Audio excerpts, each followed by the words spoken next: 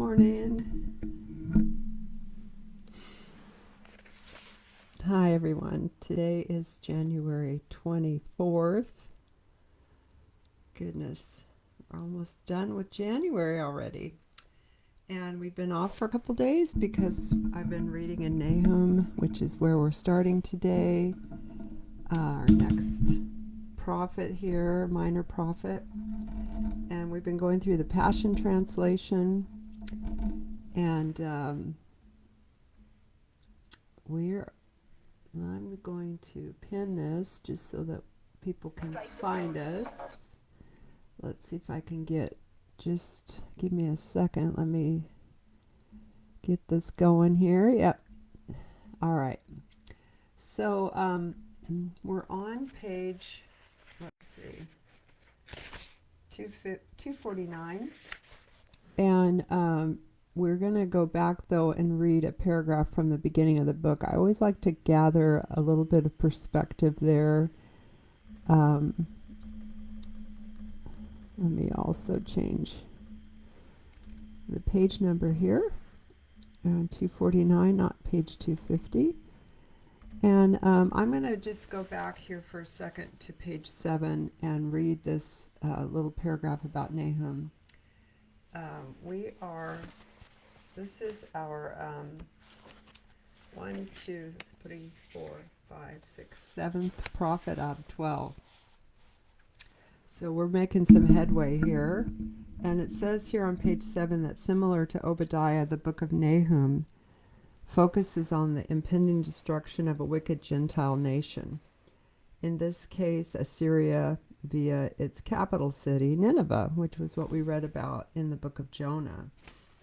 It is again an example of the application of the covenant curse to a pagan nation. However, the blessings of the covenant were not forgotten here either, as God promised that the land of his people would never again be invaded by his enemies, for its enemies would be completely destroyed.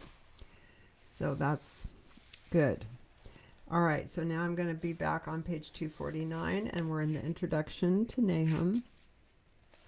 And it says that the author is Nahum, the prophet, and the audience is the people of Judah before and after the fall of Nineveh. So we read about that in Jonah. The oppressing Ninevites and any people elsewhere who exercise military oppression or who are facing such oppression. The date is between 661 and 612 BC, and it's prophetic literature. The major themes are divine judgment is inevitable for all who oppose Yahweh. Yahweh's plan of salvation is inevitable. Yahweh's preservation of his faithful remnant is inevitable, and then seeing Jesus in the book. All right, and then there's the outline here, which you can look at if you want to, and then we're over on page 250 about the book of Nahum. The northern kingdom with its 10 tribes had been destroyed by Assyria in 722 BC, about a century before the writing of Nahum, so 100 years before this book was written. Judah, with its capital at Jerusalem, the home of Yahweh's temple, stood alone against Assyria, the evil empire of that era. The situation seemed hopeless, but Nahum rebuked Assyria in no uncertain terms and claimed that God's people would outlive their potent enemy. At the heart of Yahweh's condemnation of the Assyrian kingdom is the gross idolatry practiced by the city of Nineveh. Note here it says the terms Assyria, which is a nation, and Nineveh, the capital of Assyria, are often used interchangeably. It was in response to this stance of profound disdain for the one true and living God that Yahweh poured out his anger and judgment on the Assyrians. Poetically, the little book of Nahum is one of the finest in the Old Testament. Calvin wrote about Nahum in superlative terms. Its descriptions are vivid and distinct. The poetry glows with passionate joy as it contemplates the ruin of cruel and victorious Assyria. Nahum's writing is full of descriptive power and expressive turns of phrase that the reader can easily understand. In Nahum, Nineveh is an object lesson to the world of God's sovereign power to judge nations that oppose his vision for how we are to live together. He can and will remove oppressive despots who attempt to bypass his eternal plan for his creation. Nahum and Jonah were the two prophets assigned to speak God's truth about and to Nineveh. When Jonah prophesied, the people repented, and God spared them from judgment. Nahum came on the scene about 150 years later, at a time when Nineveh had reverted to its old ways and had grown even more oppressive than before. During the apex of Assyrian power, these are Nahum's spoken prophecies. They could have been collected in written form by him or by a later editor.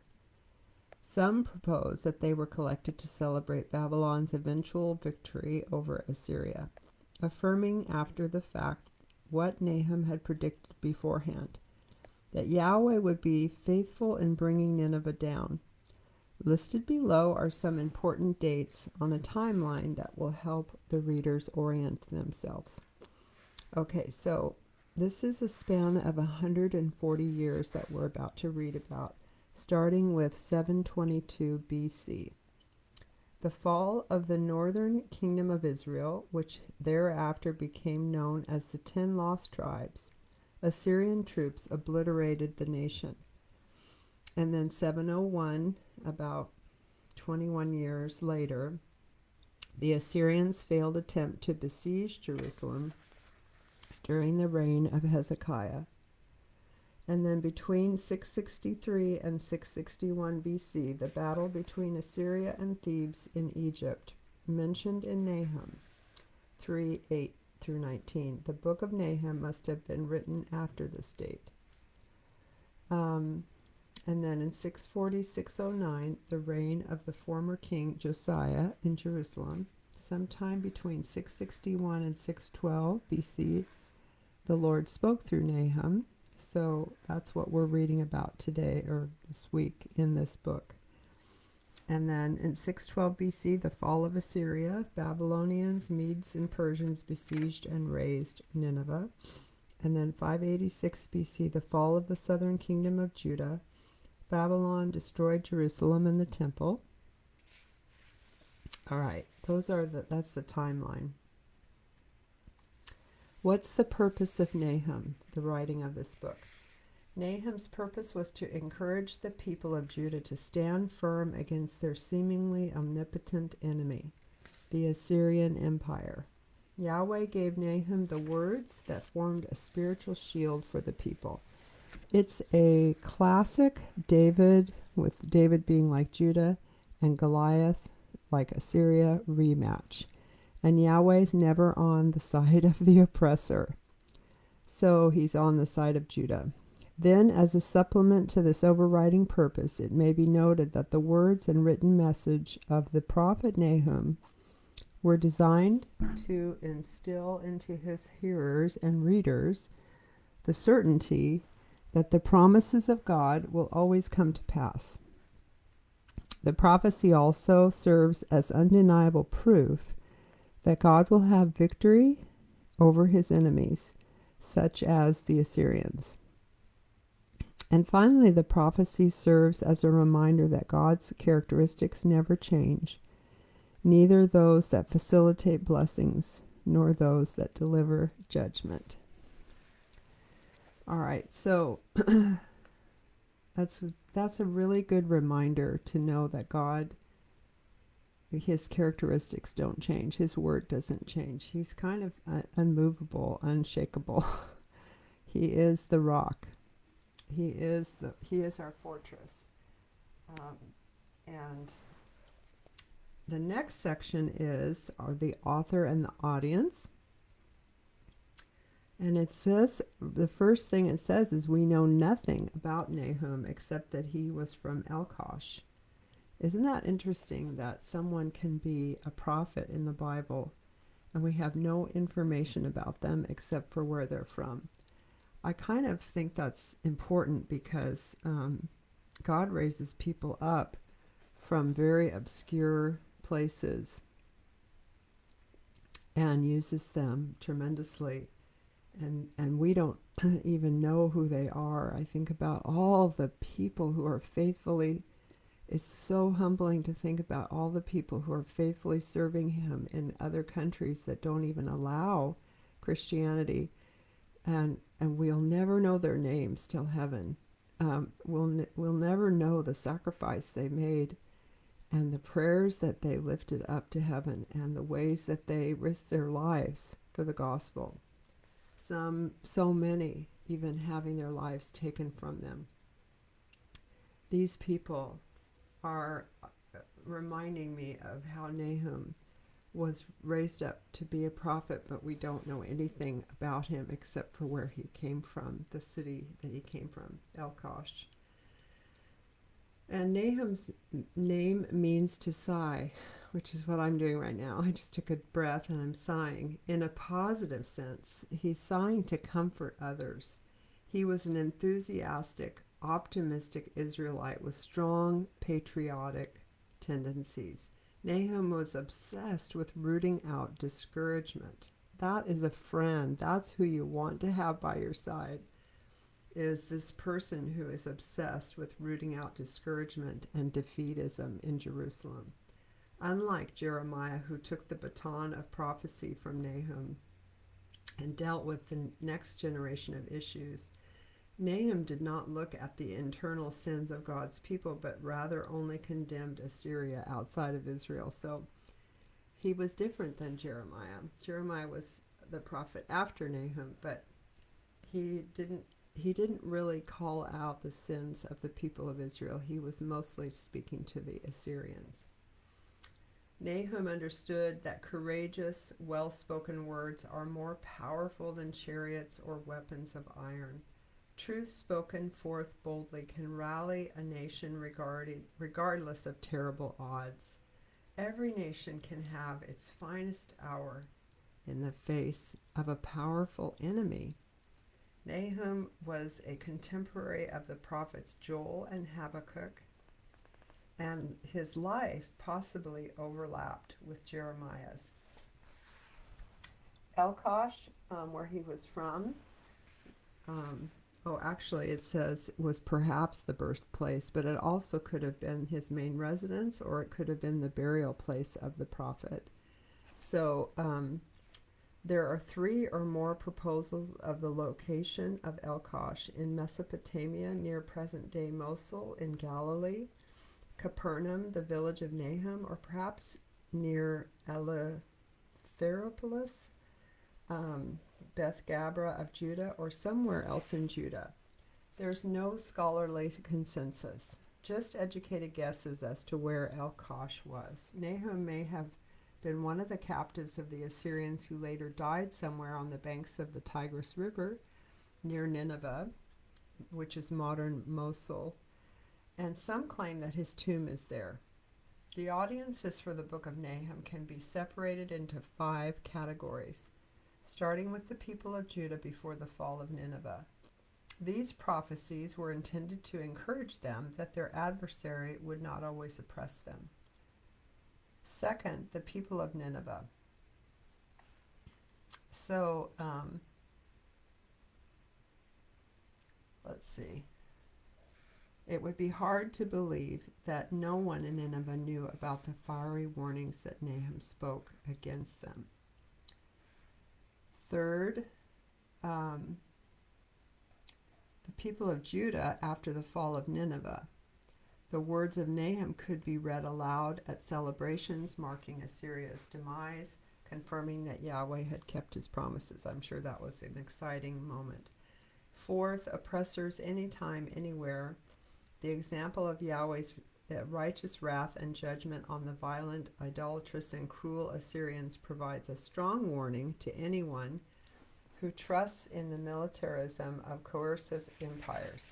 Such cultures should not be lulled to arrogant security because God's judgment does not immediately punish them.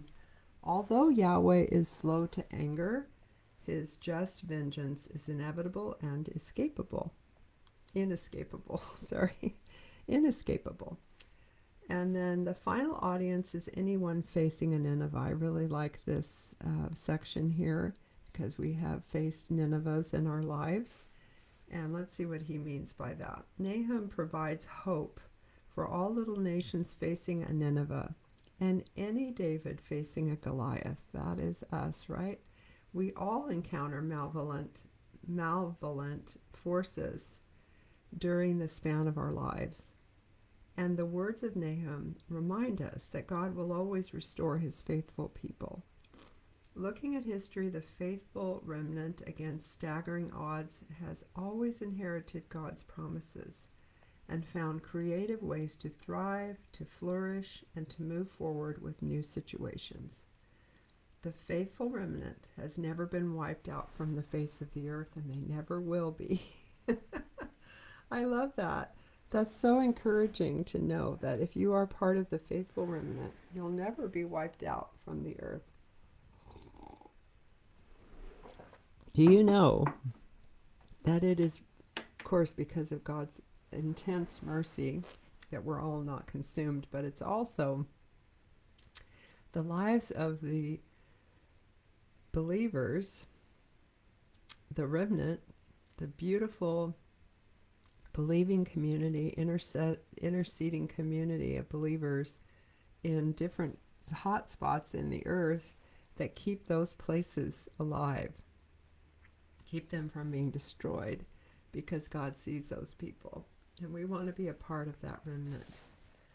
I know that's my heart's desire, to be one of those people who's found faithful, that the Lord finds faithful, and that he sees and says, there's 10 left, Lord, the prophet cries out, there's 10 left, are you going to destroy the earth? And he says, no, for those 10 I'll keep them.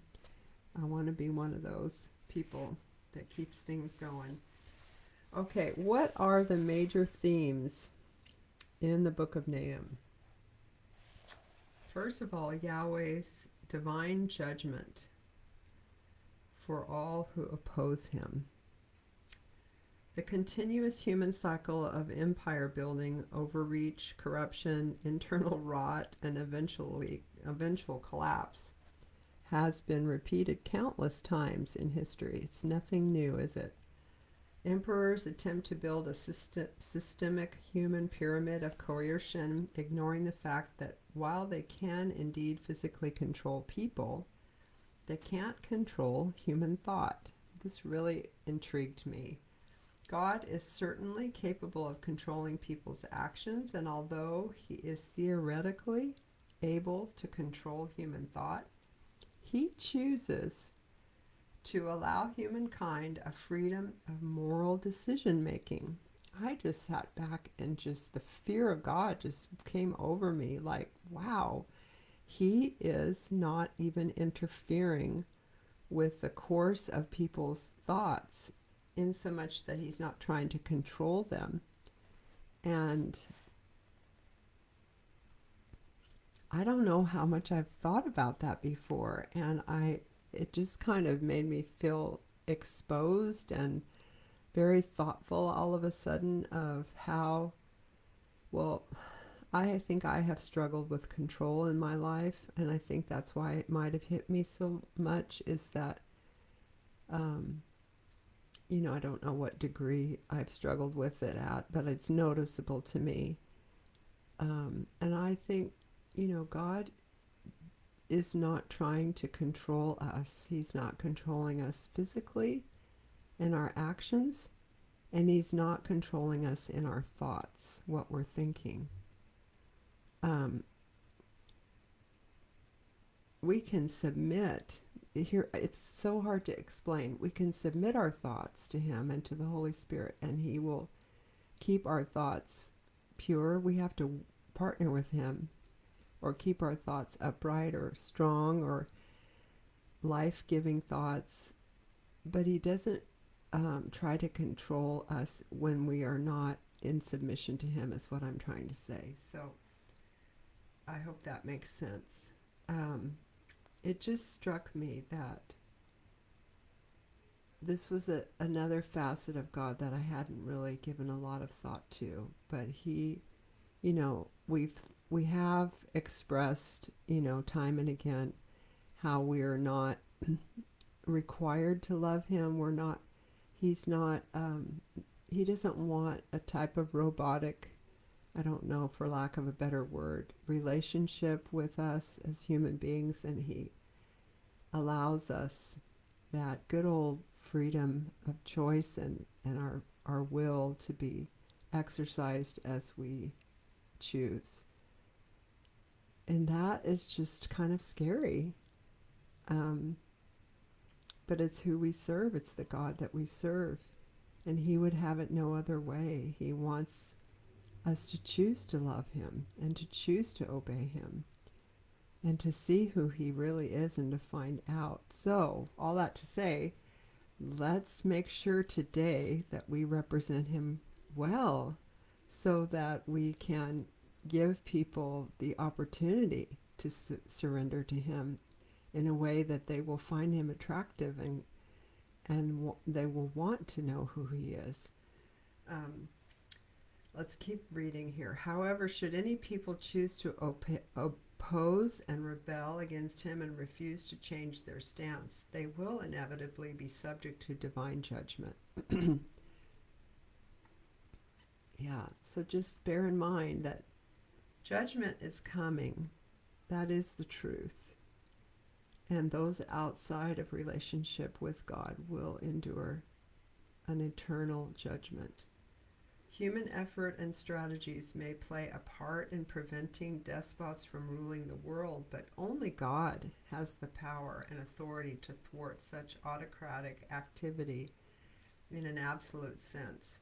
While oppressive cultures and empires may persist for a generation or even centuries, God will eventually empower agents of his will to bring about their destruction. This is true of any human civilization, past, present, or future.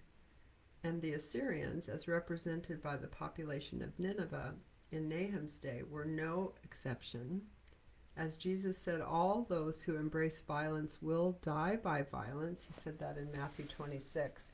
And the Assyrian Empire was built on naked force and aggression, their violence swallowing up neighbors one at a time. They truly believed they were invincible, and God gave to Nahum the prophetic opportunity and mandate to denounce the wicked and idolatrous culture of Assyria and the Ninevites, and to threaten divine destruction of that godless empire. Then God brought it to pass. The Assyrian Empire came to a catastrophic, irrevocable, and brutal end. Such will be the fate of all who imagine they can win any struggle against the one true and living God. The language of Nahum's prophecy is the language of the certainty that God's judgment would undoubtedly prevail, and nothing the Ninevites did would ever be able to prevent it. Yahweh is sovereignly powerful over all of his enemies. He cannot be beaten. Nineveh and all that it represents will always fail. God cannot be beaten. That is a good thing to know.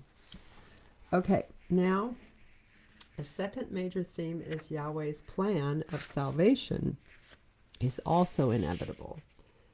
While the book of Nahum is primarily a record of Yahweh's plan to pour out a terrifying and devastating judgment upon evildoers, I have a feeling this book's not going to be that enjoyable in that regard.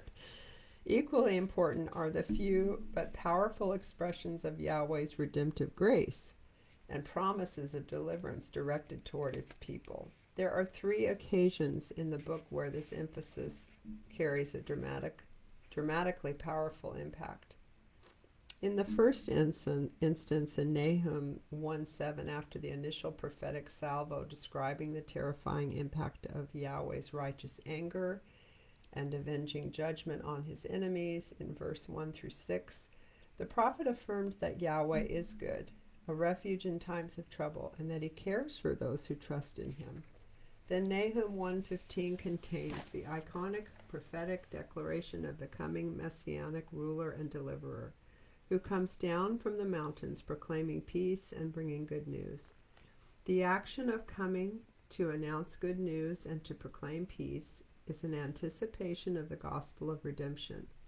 Nahum directed this prophecy of hope and salvation explicitly toward the people of Judah, exhorting them to celebrate their festivals and fulfill their vows.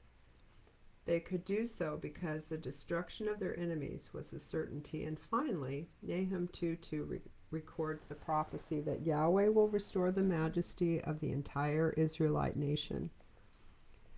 Never miss an opportunity to encourage someone with the promises of God's word when he or she is going through a rough time. Nahum's courageous declarations brought hope to a people who felt they had very little reason for any hope at all. Think of the times when someone's uplifting words to you changed the course of your life. Yes. You can be that person for others over and over. Isn't that what we want to be? The more difficult the circumstances, the more your words of encouragement have the power to heal and revitalize the weary among us with the reminder that God's plan of promised forgiveness and redemption for his chosen people will always succeed. Yeah, let's circle that in our books and circle it in our hearts that we want to be that person that brings encouragement. Let's challenge ourselves today to be a person that brings 3 words of encouragement. Maybe you can do that all just within your family. I have a Starbucks date this morning with some ladies that I don't even know that I'm going to make it a point to encourage them. I'm going to just secretly challenge myself to see if I can do that this morning with them. All right, the next purpose, or not purpose, the next major theme, the third one, is Yahweh's preservation of his faithful remnant is inevitable. Why should a tiny faithful remnant in Jerusalem have any hope against the power of Assyria? Nineveh was once the greatest city of the ancient Near East, being 1.5 times larger than its rival Babylon and about twice as large as Rome at its greatest extent. It was the great king Sennacherib who turned Nineveh into the capital city of Assyria and made it more glorious than any city of his era. His son, Ashurbanipal, became the last great king of Assyria. He left an extensive library, which archaeologists discovered at Nineveh, to carefully detail the history of Nineveh. Wow, that is so cool. I feel like there's so many things that I wish I had time to do in my life. And one of them, okay, here's a funny idea. What if you could break up your life by decades and spend 10 years really going after one thing? Like for me, I've gone after music my whole life. So I spent every decade in the realm or the field of music. But what if you could go, like, starting in your 20s, for 10 years you could go into a field and then you could shift to another field for another 10 years.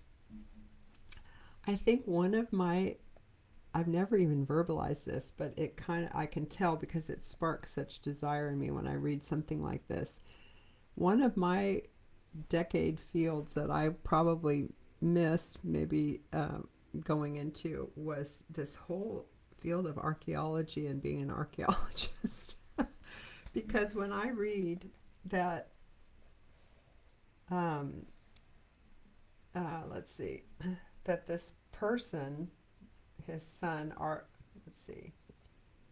Ashurbanipal, I don't know how to pronounce his name, the son of this king, Sennacherib, left an extensive library, which archaeologists discovered at Nineveh. What in the world would it feel like to uncover a library. It's like, I guess I'm sure it's hard work, but I think it's the whole finding of treasures that is appealing to me. It says that in the notes here that you can get this book. Wait, no, I don't think it's a book. I think, well, I don't know if it's just an article, but it says that it's from the Cultural Atlas of Mesopotamia and the Ancient Near East, pages 186 to 91, so that has to be a book. But if you have this book, you can see it down in the bottom what I'm talking about. And I just want to, I can't be everything, but great job to this research team for this book that they found such a thing and looked it up and read it. I think it's so cool. Anyway, going on, Nahum's, I skipped a paragraph. In any age, and this is an important paragraph at the top of page 257, in any age it might seem like the current trends will continue forever, but that's not true. The path of history can take radical and sudden turns. Just because Assyria may be on top today does not mean that this will always be the case. We need to remember that about our own country. The one quality that all people of all times have shared with their Creator, which stands out here in opposition to trends, is creativity. We are made in God's image and will always find, with His help, a way out from under attempts at human oppression. There's creative ways to come out from under human oppression. Nahum's certainty about this deep truth underlies everything he wrote in his magnificent spirit-infused rebuke of abusive political and military power. Wow. We need guys like this now. Okay, here's the last section, Seeing Jesus in the Book. It's always my favorite section. There are two explicit prophecies in the book of Nahum that point forward to the climax of God's redemptive program in the coming of the Messiah, Jesus Christ, God's Son. These prophecies have already been noted in the previous theme discussions. The following observations supplement that commentary. In the first instance, Nahum 1:5 makes an unambiguous reference to the coming messianic Redeemer. That is Jesus. So we'll read that tomorrow in Nahum 1:5. He brings good news on his journey through the mountains of Jerusalem and Judah, and he proclaims peace. This prophecy is partially repeated in Isaiah 40, verse 9, in the context of the promise that Yahweh will deliver that good news along with his supreme power and authority. He will both exercise his sovereign power and gather his flock like a protective shepherd does, offering his people peace and security wherever they go. Similarly, Isaiah 52, 7 through 10 repeats the Nahum prophecy, but this time almost verbatim, and the accompanying context, as in Isaiah 40, likewise promises that Yahweh will return to Jerusalem, victorious over his enemies, and bring comfort to his people. Then the nations of the earth will bear witness to the salvation he brings to those who belong to him. All right, Romans 10:15 confirms beyond any doubt that the prophecies of Nahum 1:15 and Isaiah 40, verse 9 and 52, 7 through 10 find their fulfillment ultimately in Christ Jesus. Here, the Apostle Paul cited the essence of these Old Testament prophecies and explicitly linked them with the gospel ministry of Jesus during his time on the earth. They totally recognized the fulfillment of these messianic prophecies in the Old Testament. Our Lord's message of salvation was then taken up by his apostolic messengers who proclaimed the gospel, the good news, to the world at large. The precious feet of the messenger coming over the mountains to announce good news began with the Old Covenant prophets, who prophetically anticipated the arrival of the climactic stage of God's plan of redemption. That plan was consummated in the person and work of Jesus Christ, and then proclaimed to the whole world by those who obeyed Jesus' command to take the gospel to the ends of the earth. In the second instance, when we read this on Sunday in Nahum 2, It provides another specific promise of salvation that is linked to the person of Jesus. This verse predicts the restoration of the entire land of Israel, a prophecy that finds fulfillment in two stages. We see the first of these in the literal historical return of the people of Judah from their exile in Babylon in 538 BC, around 100 years after the time of Nahum's prophetic ministry. While it's true that the reunification and establishment of God's people were only experienced in an earthly, political, and cultural sense by the southern kingdom of Judah, the second and final stage of the fulfillment of this prophecy began to take place only after Jesus had completed his earthly mission. There's no doubt that the New Testament interprets the manifestations of the worldwide community of the Christian church as the spiritual fulfillment of the nation of Israel in the Old Testament. That is a huge statement. Let's just read that one more time. There's no doubt that the New Testament interprets the manifestations of the worldwide community of the Christian church as the spiritual fulfillment of the nation of Israel in the Old Testament. The Church of Jesus Christ, the gathered community of God's people in the New Covenant age, has been initiated, enabled, and empowered by the indwelling Spirit of God in the lives of his people as an ongoing, never-ending spiritual kingdom. Wow. We are in an ongoing, never-ending. That also always gives me pause. The word eternity, the word that means never ending in the kingdom that we are a part of. Our lives are never going to end. Do you understand that? That you have been catapulted, put into a never ending kingdom, an eternal kingdom. And for that alone, I stop now to give God praise. Wow.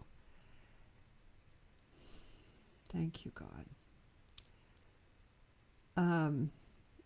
Has anyone seen the planets being lined up this week where you're living?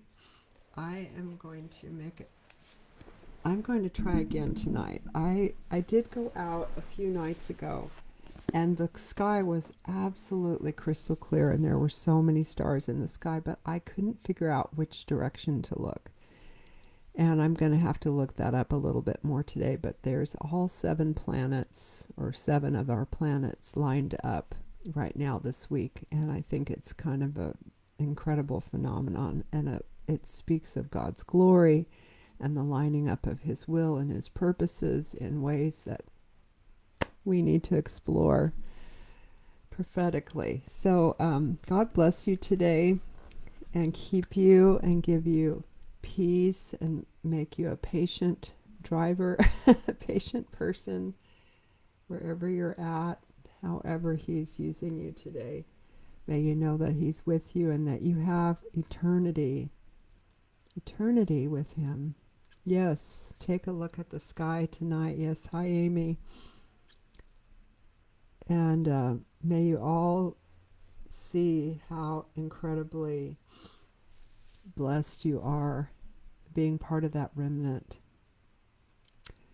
Speak up. Don't be afraid to speak up into someone's situation to provide encouragement that they need today. Challenge yourself to speak out hope, to speak out what he wants to do for that person. And I'll see you tomorrow. It will be Saturday. I'll be in the car because once a month I go get food at the food distribution to help when I'm feeding the homeless. So I'll be in the car, and I'll see you then, and have a great day. Bye-bye.